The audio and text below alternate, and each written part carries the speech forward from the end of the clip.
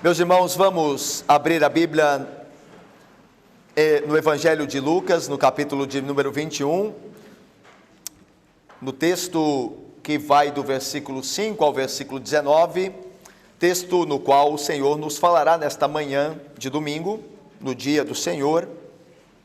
Lucas 21, do versículo 5 ao versículo de número 19.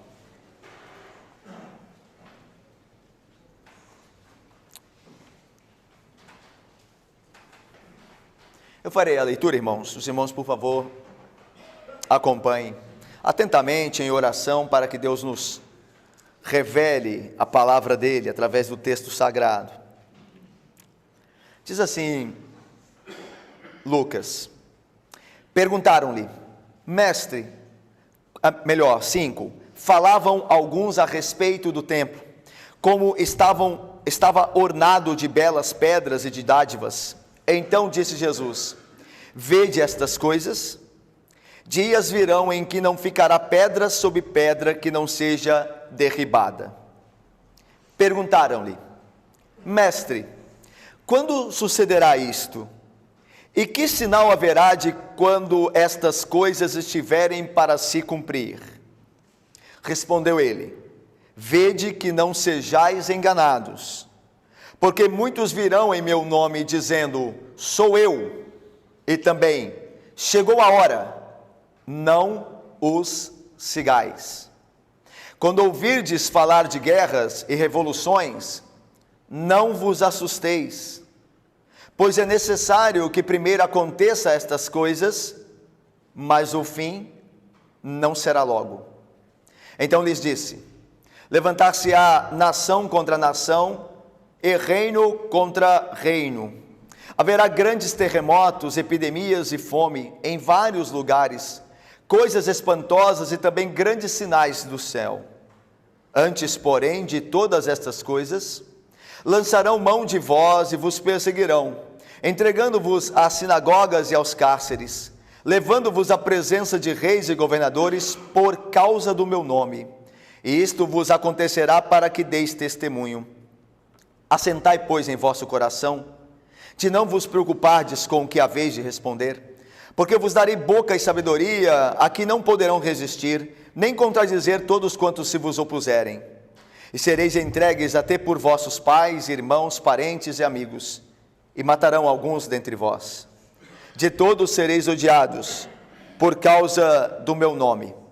Contudo, não se perderá um só fio de cabelo da vossa cabeça. É na vossa perseverança que ganhareis a vossa alma. Vamos orar? Ó Deus santo e bendito, a tua palavra foi lida. Ó Deus, abra os olhos através do Espírito Santo do nosso entendimento e coração, para que nós vejamos as Escrituras como elas são, a tua palavra. E ó Deus, que elas venham a confortar o nosso coração e ao mesmo tempo encorajar-nos, ó Deus, para proclamar o testemunho de Cristo Jesus. Em nome do Senhor que nós oramos, com perdão dos pecados. Amém. Meus irmãos, vocês se lembram que Jesus, no domingo passado, no texto que vimos, estava no templo observando como os ricos lançavam as suas ofertas. E então uma viúva, que tinha apenas 2 leptons, 2 moedas de bronze, lançou tudo que tinha do gasofilácio. E Jesus então diz, essa viúva deu mais do que todos.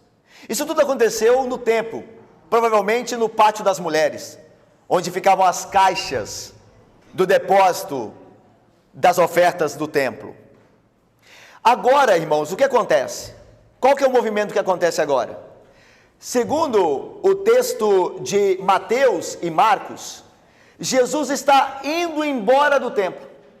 Lucas não nos diz que ele está indo embora, mas Mateus e Marcos nos informam que saindo ele do templo.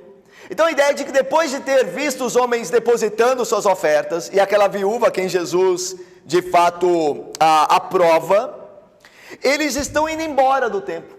E enquanto vão embora, um dos discípulos, que Lucas também não diz que é um dos discípulos, mas Mateus o faz, diz que um dos discípulos começou a olhar o templo e a elogiá-lo diante de Jesus, e os outros discípulos fizeram coro com este discípulo, elogiando a grandeza daquele templo.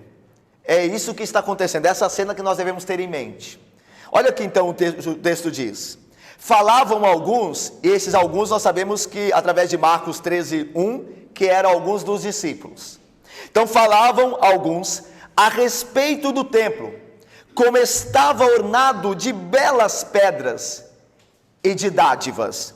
Meus irmãos, é preciso que nós façamos rapidamente uma retrospectiva do templo, construído por Salomão no início.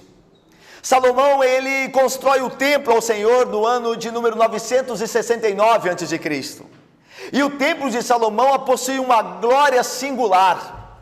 Mas os irmãos se lembram que esse templo sofreu muitas coisas. Esse templo foi saqueado, renovado, profanado, purificado, até que em 586 a.C., os babilônicos, os caldeus, invadiram Jerusalém e destruíram, colocaram abaixo o templo de Salomão. Posteriormente, anos depois, voltando do cativeiro, Neemias e Esdras começam a reconstruir a cidade derrubada pelos babilônicos. E eles reconstroem o templo. Vocês se lembram disso, porque nós já estudamos isso aqui na igreja, na escola dominical um tempo atrás. Mas a glória desse templo, construído e levantado por Esdras e Neemias e Esdras, melhor dizendo, não se comparava à glória do templo de Salomão. É por isso que lá no livro de Esdras e Neemias, nós lemos que os idosos que haviam sido testemunhas do templo de Salomão e passaram pelo cativeiro e retornaram depois, quando viam aquele templo de Neemias reconstruído, choravam, porque a glória não era a mesma. Eles lamentavam que a glória não era a mesma do templo. Pois bem, este novo templo levantado por Neemias, Esdras e Neemias, foi destruído por Antíoco Epifânio em 1709 a.C., mais ou menos. Antíoco Epifânio invade Jerusalém, e esse templo que havia sido reconstruído por Esdras e Neemias cai de novo por Antíoco Epifânio. Mas anos mais tarde, não muitos anos mais tarde, depois de Antíoco Epifânio ser expulso, as forças invasoras serem expulsas de Jerusalém, Judas Macabeu reconstrói o templo. Até que, por fim, Roma coloca a família herodiana no governo da Judéia. E Herodes o Grande, para conquistar o coração do povo judeu, sobre o qual agora ele governava, ele reconstrói um templo, mas amplia a sua estrutura. E o templo de Herodes o Grande é o templo em que Jesus e os discípulos estão aqui agora no texto. É esse templo construído numa glória jamais vista. Herodes o Grande ampliou a área do templo de uma maneira magnífica. Ele fez muros e muros, como se fossem cascas, uma sobre a outra, no alto monte onde ficava o templo. É interessante que há uma maquete construída por um homem inglês, que é uma maquete tridimensional que mostra o templo como era na sua glória.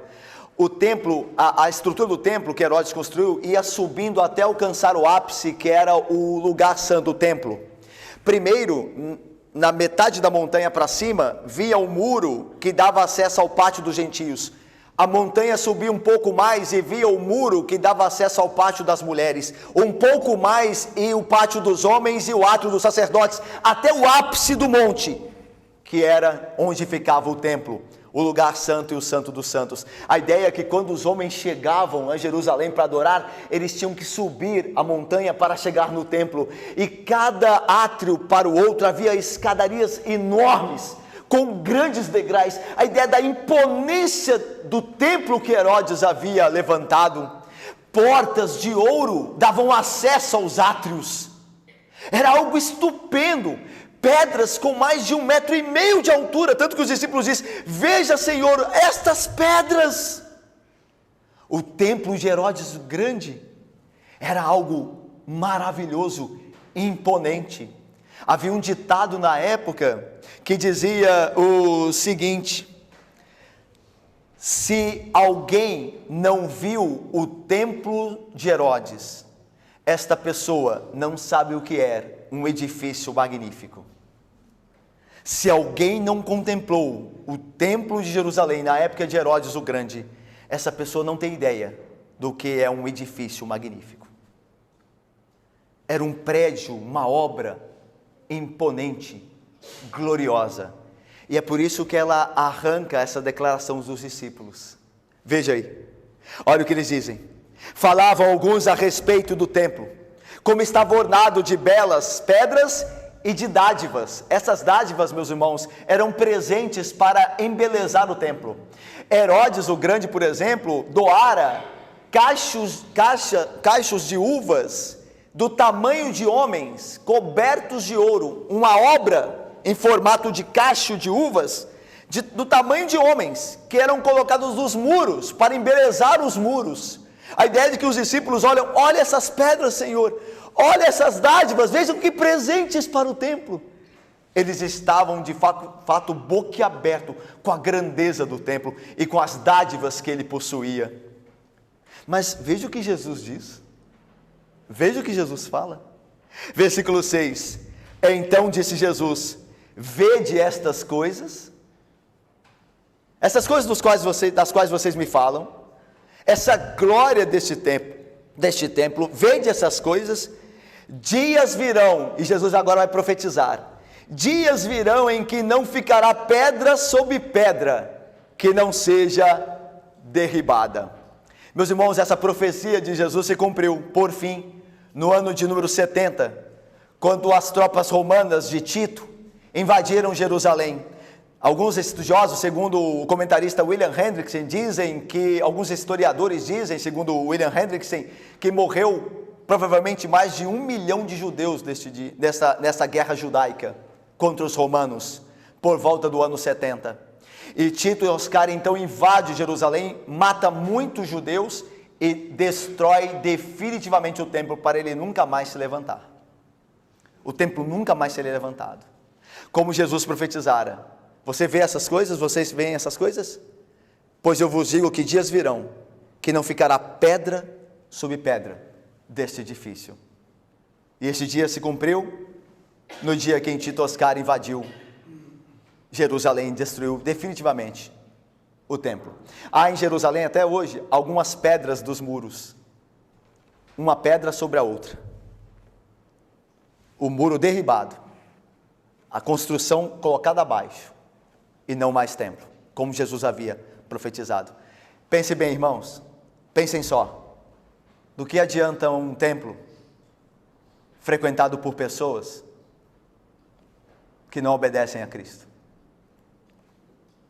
Esse templo tem que ser destruído.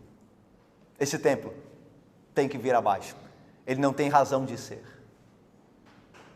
Mas ao mesmo tempo que Deus destruiu o templo, Deus está levantando um templo indestrutível. A pessoa de Jesus Cristo. A pessoa de Jesus Cristo é o templo onde nós adoramos a Deus. O templo apontava para Jesus Cristo. É nele que nós adoramos a Deus. Enquanto Deus derruba o templo, Deus levanta um indestrutível. Lembra do que Jesus disse quando estava diante do templo? Destruí esse templo e eu o reedificarei em 3 dias. Vamos mais agora, irmãos. Versículo 7. Perguntaram-lhe: mestre, quando sucederá isto?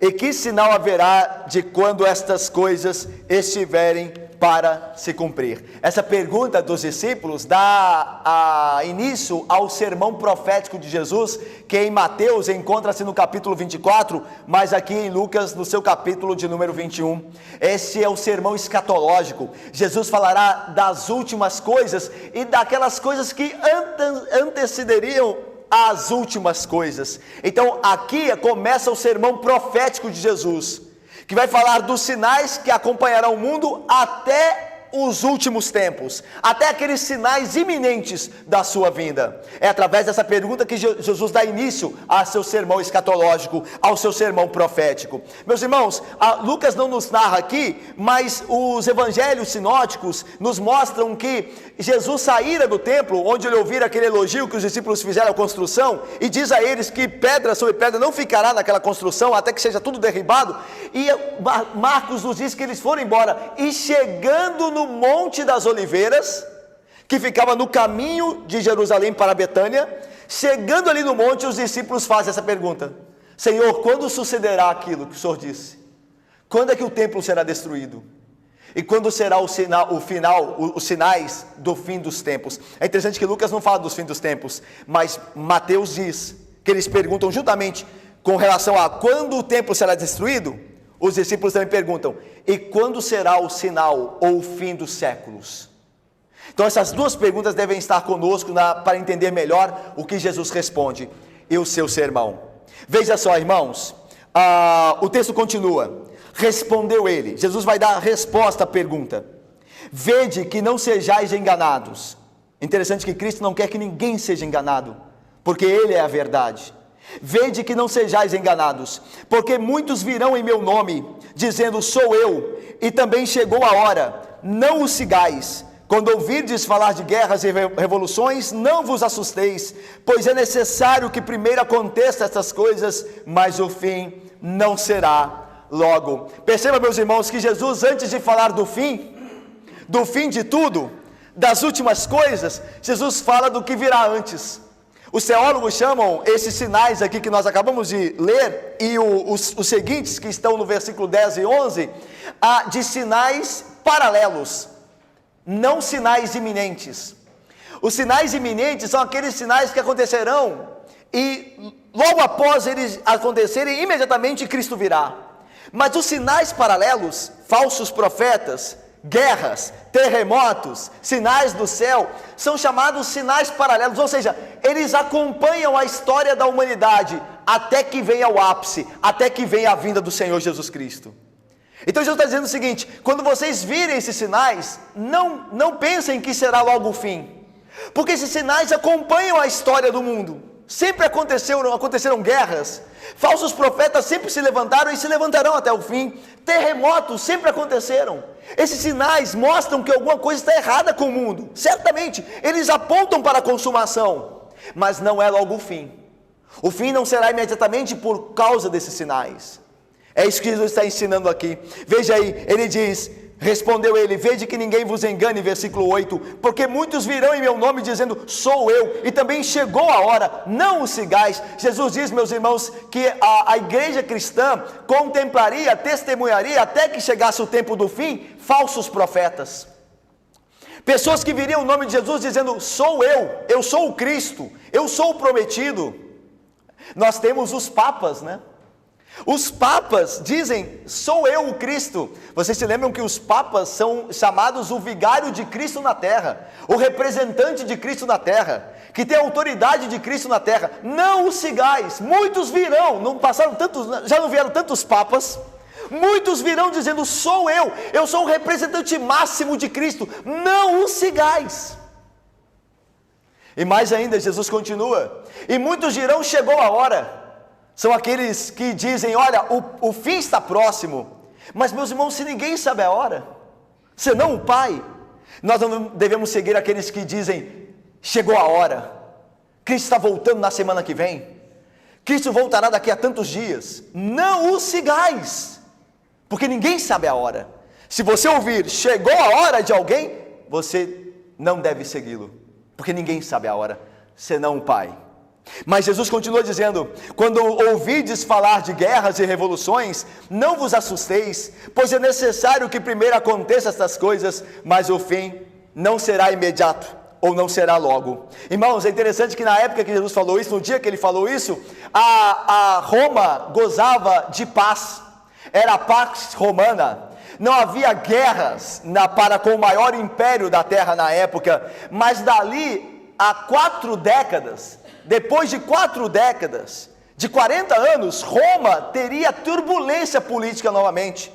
Em um ano, depois de 40 anos, depois do que Jesus disse isso, depois de 40 anos, em um só ano de Roma, nessas turbulências que Roma passaria, houve 4 imperadores, em um só ano.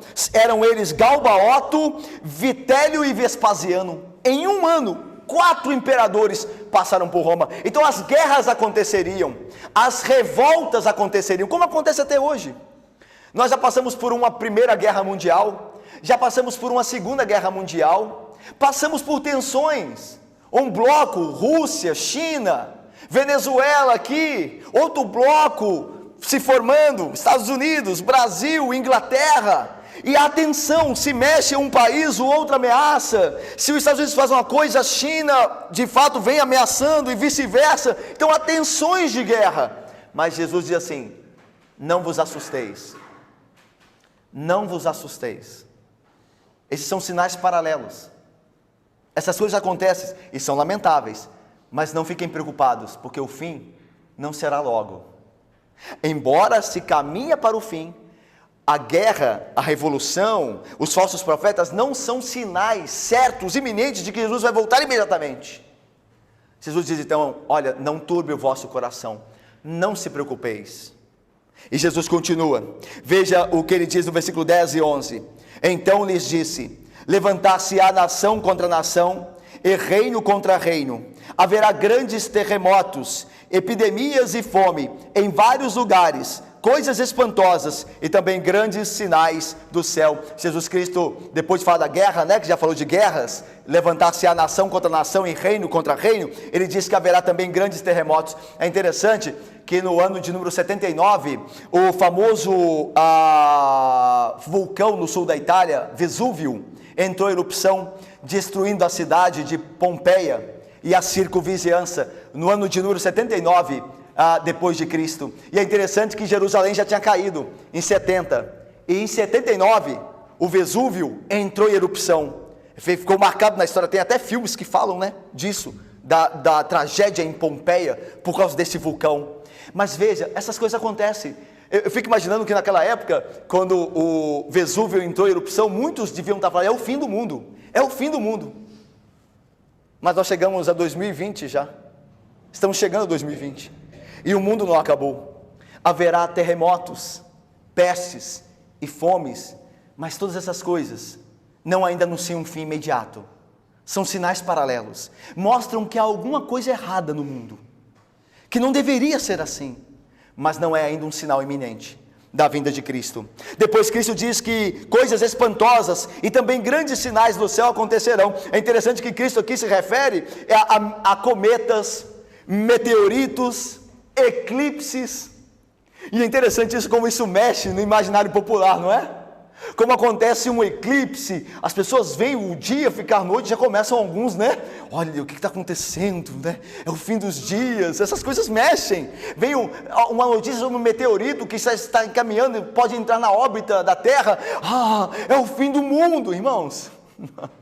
O mundo não acabará por um meteorito.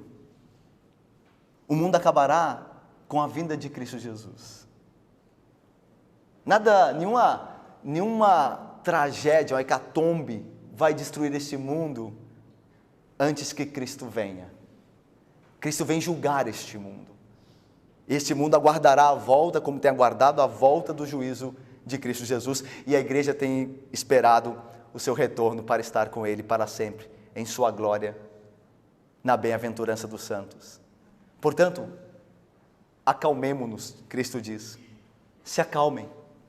Essas coisas acontecem, são trágicas, mas não são sinais iminentes do meu retorno, do fim dos tempos, ok? E Jesus continua, veja, versículo 12, vamos ler juntos? O versículo 12 e 13, leiamos, todos juntos, bem forte, irmãos, por favor. Antes, porém, de todas estas coisas,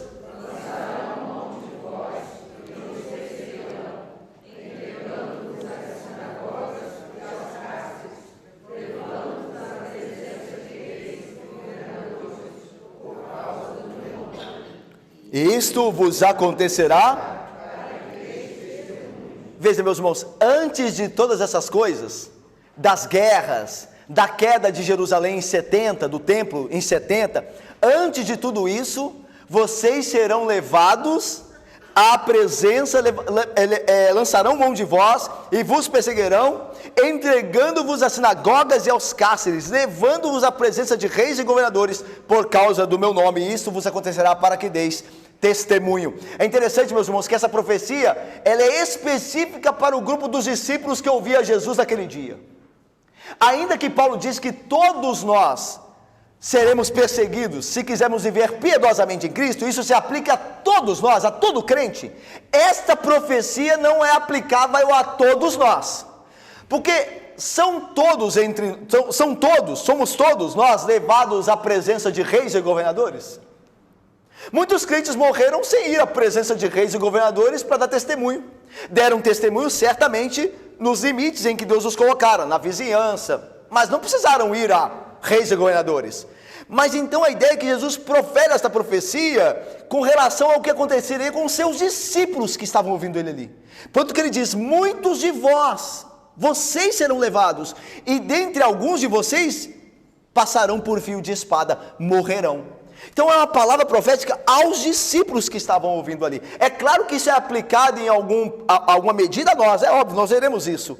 Mas essa profecia, primeiro tem como alvo os discípulos que ouviam a Jesus naquele dia. E veja o que Jesus disse acerca deles: antes, porém, dessas coisas, guerras, terremotos, nações contra nações, fomes e epidemias, o que acontecerá com vocês, discípulos? Lançarão mão de vós e vos perseguirão, entregando-vos às sinagogas e aos cárceres. Meus irmãos, basta olhar Atos, basta nós irmos em Atos para vermos cumprido isto.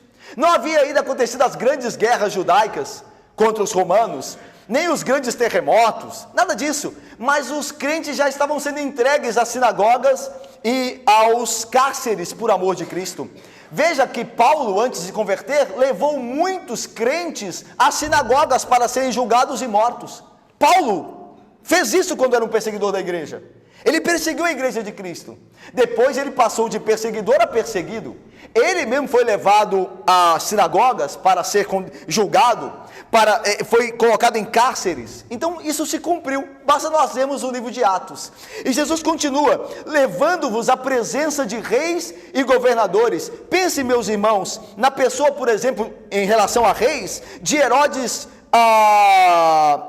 Agripa I, por exemplo, que matou a Tiago, irmão de João, filho de Zebedeu.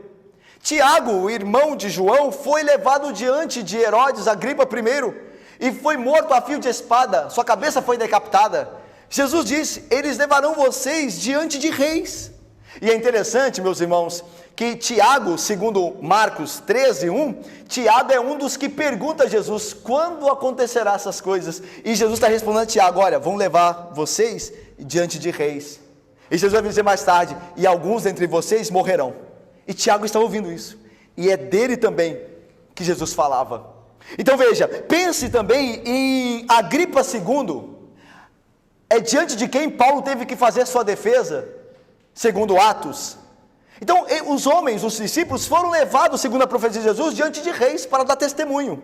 Veja mais, com relação a governadores, Pôncio Pilatos perseguiu os cristãos. Você lembra dos os governadores romanos, como Félix e Festo, em Atos também, que se opunham ao evangelho? Então a palavra de Cristo se cumpriu. Como eu disse, basta nós irmos em Atos, e nós veremos os discípulos sendo levados aos reis, aos governadores, perseguidos, colocados em cárcere, na prisão. Tudo isso se cumpriu, como Jesus havia profetizado. E veja mais, tudo isso, continuou o Senhor, por causa do meu nome. A ideia é, por causa da fé de vocês em mim, por causa da união mística comigo, por causa da identificação comigo, é que vos perseguirão. Lembra que quando Jesus encontra Saulo no deserto e o confronta, diz: Saulo, Saulo, por que me persegues? Jesus disse a Saulo que Saulo perseguia, mas Saulo perseguiu os cristãos, mas Jesus diz: você me persegue, por causa da identificação. Isso aqui é maravilhoso, irmãos. Aquilo que o povo de Deus passa é Cristo Jesus unido a Ele que passa. E as guerras da igreja são as guerras do Deus Todo-Poderoso. Há uma identificação por meio da fé com a pessoa de Jesus Cristo, de todo crente. Então disse Jesus aos discípulos: vocês passarão por isso por causa do meu nome. Se vocês não me confessassem, vocês não seriam perseguidos, nem sofreriam, mas porque vocês me confessam, essas coisas vos acontecerão. Mas tem um propósito em tudo isso. Olha o propósito no versículo de número 13: e isto vos acontecerá para que deis testemunho. Olha que maravilha, irmãos. Deus tem um plano. Deus tinha um plano no sofrimento dos seus discípulos, dos seus apóstolos. Eles não estavam sofrendo porque Deus não era poderoso para guardá-los, porque Jesus não se importava com eles, mas porque Jesus tinha um plano. Jesus tinha um interesse, um objetivo, para que eles dessem testemunho diante das autoridades às quais fossem levados. Eu vou ler um texto para vocês, eu queria que vocês acompanhassem essa leitura. Está lá em Atos 25 e fala de Paulo sendo levado diante das autoridades. Acompanhe comigo, atentamente. Veja aí comigo, atentamente. Tendo, pois, Festo, que era um governador romano, tendo, pois, Festo assumido o governo da província, 3 dias depois subiu de Cesareia para Jerusalém. Paulo estava sendo acusado pelos judeus, e os judeus queriam entregá-lo a Roma. Ou melhor, os judeus queriam que Paulo fosse julgado por Festo e fosse condenado à morte, como Jesus foi também, pelo governador romano da província. E continua o texto: e logo os principais sacerdotes e os maiorais dos judeus lhe apresentaram queixa contra Paulo. Eles solicitavam, pedindo como favor, em detrimento de Paulo, que o mandasse vir a Jerusalém, armando ele cilada para o matarem na estrada.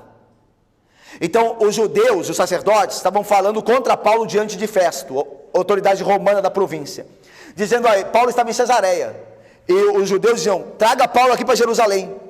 Eles queriam que o Festo imaginasse que Paulo iria lá só para dar respostas aos judeus e sacerdotes, mas eles estavam pelejando a armadilha para matarem Paulo no caminho. E aí continua o texto: Festo, porém, respondeu achasse Paulo detido em Cesareia, e que ele mesmo muito em breve partiria para lá. Portanto, disse ele: os que dentre vós estiverem habilitados, que desçam comigo. Eu não vou trazer Paulo para cá. Quem quiser vai comigo para Cesareia. E havendo contra este homem qualquer crime, acusem-no. E não se demorando entre eles mais de 8 ou 10 dias, desceu para Cesareia Festo. E no dia seguinte, assentando-se no tribunal, ordenou que Paulo fosse trazido. Olha o que Jesus disse, lembra Jesus disse? Vocês serão levados diante de governadores. Lembra, irmãos? Olha o texto. Paulo sendo levado diante do representante de Roma, como Jesus havia profetizado muito tempo antes. Veja como Cristo está no controle. E aí continua o texto: comparecendo Paulo, rodearam-no os judeus que haviam descido de Jerusalém, trazendo muitas e graves acusações contra ele, as quais, entretanto, não podiam provar. E aí continua: Paulo, porém, defendendo-se, proferiu as seguintes palavras. Olha que palavras que Paulo diz: nenhum pecado cometi contra a lei dos judeus, nem contra o templo, nem contra César. Então Festo, querendo assegurar o apoio dos judeus, respondeu a Paulo: queres tu subir a Jerusalém e ser ali julgado por mim a respeito dessas coisas? Festo quis mostrar para os judeus que estava sendo duro com Paulo, para ganhar o apoio dos judeus a quem ele governava. Então Festo queria ganhar a afeição dos judeus, mostrando que estava firme com Paulo. E aí o texto continua. 10, disse-lhe Paulo: estou perante o tribunal de César, onde convém seja eu julgado. Nenhum agravo pratiquei contra os judeus, como tu muito bem sabes. Ou seja, como eles não tinham prova, Paulo apela para a consciência de Festo, diz: você sabe, Festo, o senhor sabe que eu não tenho culpa nenhuma, eles não têm prova.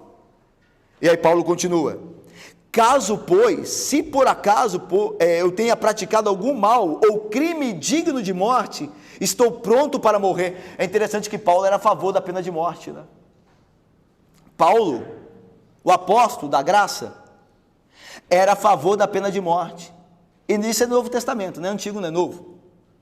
Que ele diz assim: se eu cometi algum crime digno de morte, estou pronto a morrer. Eu mereço morrer mesmo. Então Paulo diz duas coisas: primeiro, que existem crimes que merecem a morte. segundo que aqueles que os praticam têm que morrer. Mas vamos mais. Paulo continua: se pelo contrário não são verdadeiras as coisas de que me acusam, ninguém para lhe ser agradável, Paulo percebeu que Festo queria ser agradável aos judeus, ninguém para lhe ser agradável pode entregar-me a eles, apelo para César. Aí Paulo diz: eu quero ir a Roma, eu não posso ser julgado por esses homens querem o mal contra os judeus, querem o meu mal, eles não são justos, não tem provas, eu quero ir para Roma, eu apelo para César. E agora veja o que Festo responde a ele. Então Festo, tendo falado com o conselho, respondeu para Paulo: para César apelaste, para César irás. E aí Paulo vai para Roma. É a viagem lá no final de Atos. E Paulo chega em Roma. E Paulo fica no cárcere lá em Roma. E de Roma, no cárcere, lembra que Jesus diz: eles levarão vocês à presença de reis, governadores, e colocarão vocês em cárcere. Paulo estava em cárcere em Roma.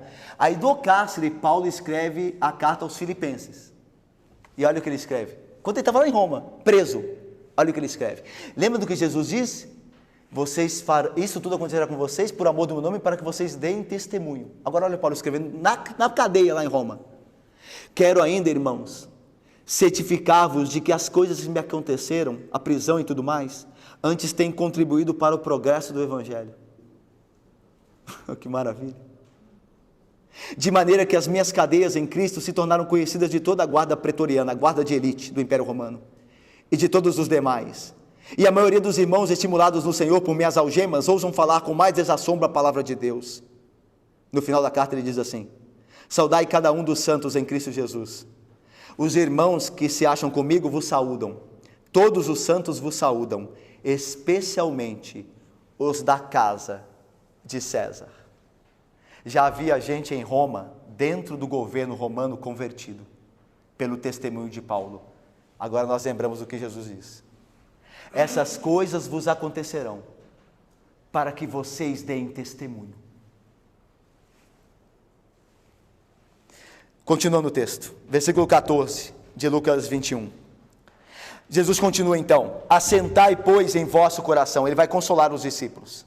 Assentai, pois, em vosso coração, de não vos preocupardes com o que haveis de responder, porque eu vos darei boca e sabedoria, e que não poderão resistir, nem contradizer todos quantos vos opuserem. É interessante, meus irmãos, e é natural entendermos aqui, que os discípulos, tendo ouvido que estariam na frente de reis e governadores, ficassem já preocupados com o que haveriam de dizer. Aí Jesus diz: eu sei que vocês estão preocupados com isso, não é fácil estar diante das autoridades, nós tememos as autoridades, mas não vos preocupeis quanto o que haveis de dizer. Naquela hora, quando chegar a hora, eu colocarei na boca de vocês tal palavra sábia, que aqueles que se opõem a vocês não terão como responder a vocês. Aí nós vamos para Atos novamente e vemos os discursos de Pedro, o discurso de Estevão em Atos 7 e 8, o discurso também de Paulo diante das autoridades, e eles não tinham como responder. As autoridades, aqueles homens que ouviam esses homens de Deus falando, não tinham que responder a eles, tal o poder da sabedoria pelo qual eles falavam. O texto de Estevão, mesmo quando Estevão fala ao Sinédrio, é maravilhoso. A Bíblia diz que Estevão falou com tanta autoridade que no final os homens, com raiva dele, só podiam rilhar os dentes, não disseram uma palavra contra o que ele disse. Ele expôs toda a lei de Deus, mostrando que ele amava a lei de Moisés e amava o templo, e que Jesus é o cumprimento da lei e do templo, e aqueles homens não tinham que responder a ele, só rilhavam os dentes de ódio contra Estevão. E o que Jesus falou se cumpriu. Estevão era homem cheio do Espírito Santo, e ele falou no poder do Espírito Santo, e os seus opositores nada tinham com o que respondê-lo. Tudo isso se cumpriu, irmãos. Veja como Cristo governa todas as coisas antes delas acontecerem. Tudo está no controle dele. Até a perseguição e o sofrimento que a igreja passa. E ele, no meio de perseguição e sofrimento da igreja, habilita a sua igreja para ter força, graça, para suportar a perseguição e o sofrimento e dar testemunho do seu nome. Versículo 16: e sereis entregues até por vossos pais, irmãos, parentes e amigos, e matarão alguns dentre vós. É interessante que Estevão é morto, a gente acabou de falar de Estevão. Estevão é apedrejado, lembram-se lá no final, no capítulo 8 de Atos, e ele começa o discurso dele no Sinédrio dizendo assim: pais e irmãos, ouvi, pais e irmãos. E Jesus diz: os vossos pais e os vossos irmãos, a vossa parentela, vosso povo, irá trair vocês, e vocês serão mortos. Lembra do cego lá de João, que foi curado por Jesus? Ele passou a ver, aí os fariseus, os líderes de Jerusalém, foram procurá-lo, o cego, o ex-cego. Quem te fez ver? O que é isso que aconteceu? Aí o cego diz: olha, o homem veio e passou em mim, logo eu voltei a ver, eu só sei disso. Você é cego desde nascença mesmo? Você é um mentiroso, você não é cego nada. Chamem os pais dele. E os pais do cego, do ex-cego, são chamados. E aí um dos textos belíssimos e fortes ali, que mostram que Jesus falou aqui, antes de Jesus morrer e ir para o céu, e depois também isso aconteceria com os apóstolos, de serem traídos pelo seu próprio povo, seus próprios pais. Os pais são perguntados pelos líderes: esse rapaz que disse é seu filho, ele era cego mesmo de nascença? Sabe o que os pais respondem? Um texto está assim, os pais dizem assim: ele é maduro o suficiente para responder por si mesmo. Os pais abandonaram a ele, porque os pais temeram os líderes. Ele fale por ele. Nós não entramos nessa confusão, e deixaram o cego só. Mas ele não estava só, ele estava com Cristo, e ele deu testemunho. Vossos parentes, vossos allegados vos trairão por amor do meu nome. É interessante, irmãos, que Jesus já profetizou isso. E eu gostaria de fazer uma aplicação rápida aqui. Lembre-se que quando você hesitar de amar a Jesus acima dos seus parentes, lembre-se que quando você hesitar de ter que amar a Jesus acima dos seus parentes, lembre-se que se seus parentes não forem crentes, eles podem odiar você por causa de Jesus. Lembre-se sempre disso. Se você hesitar de amar Jesus mais do que os seus parentes, talvez os seus parentes não hesitem em odiar você por causa de Jesus.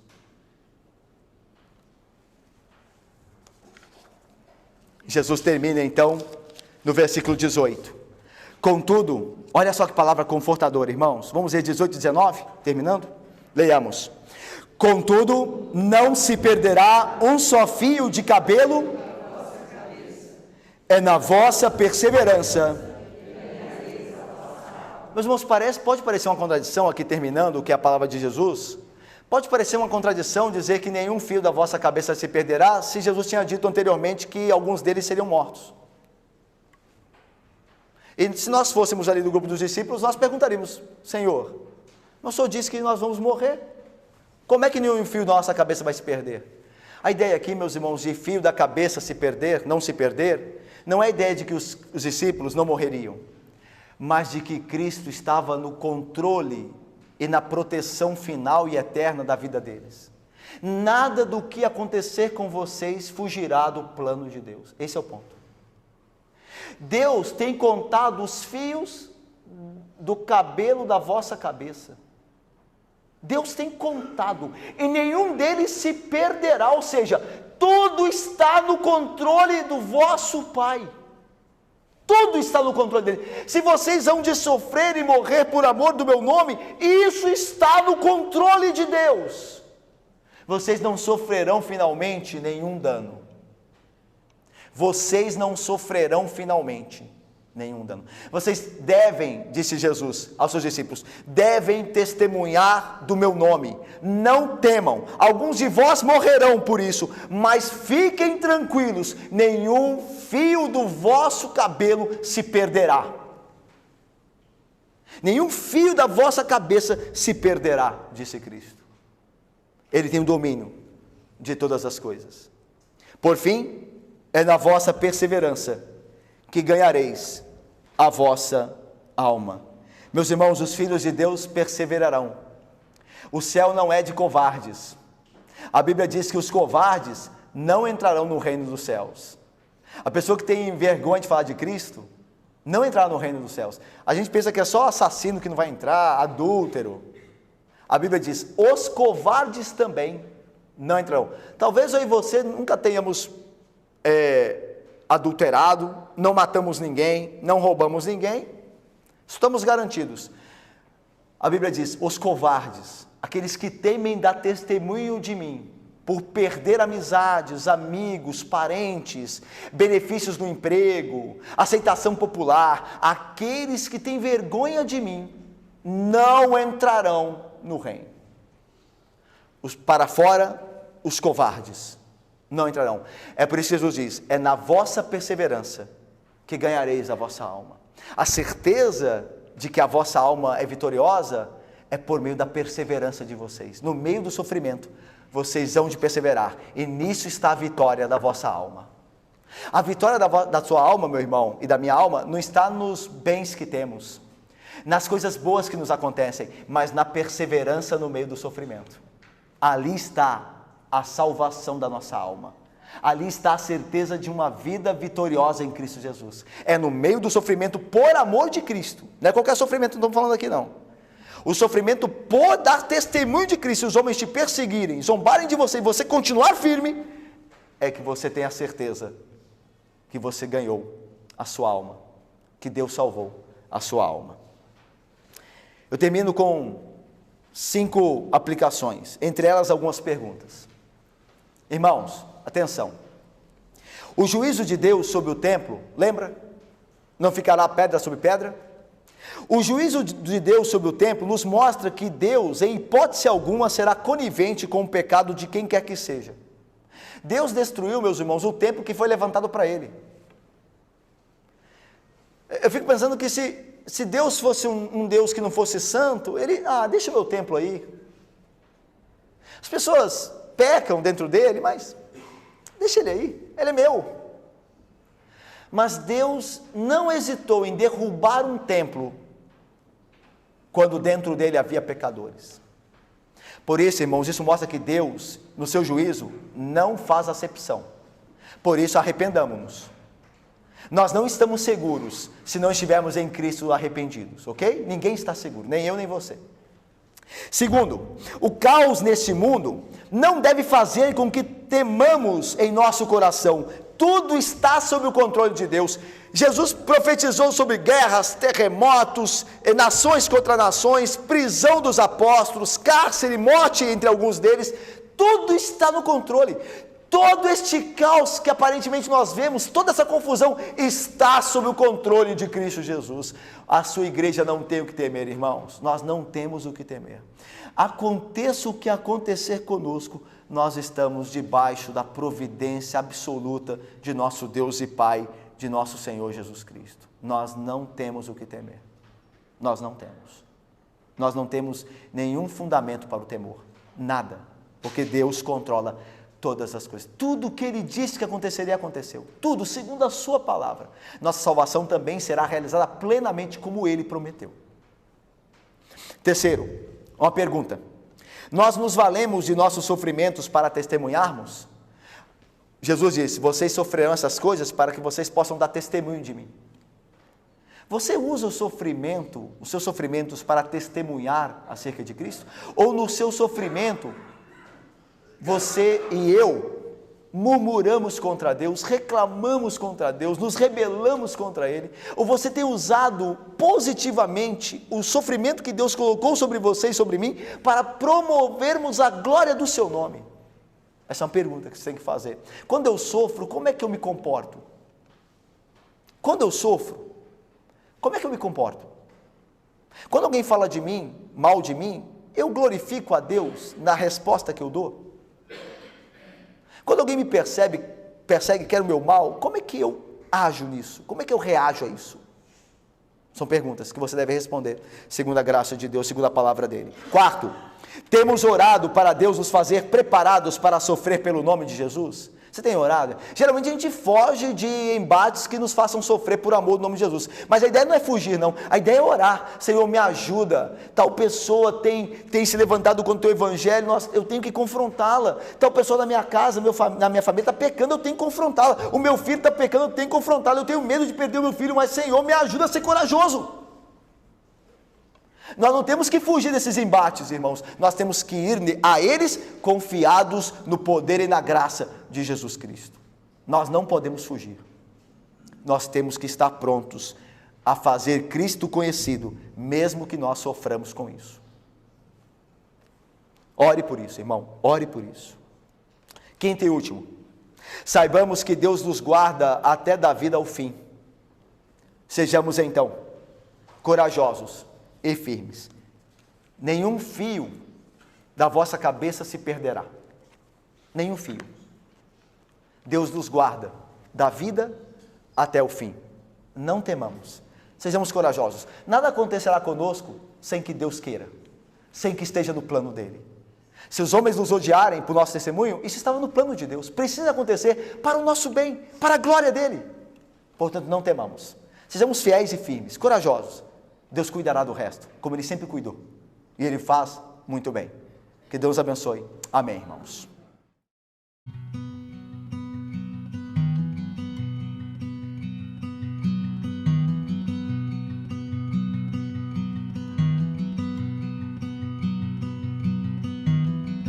A mighty fortress is our God.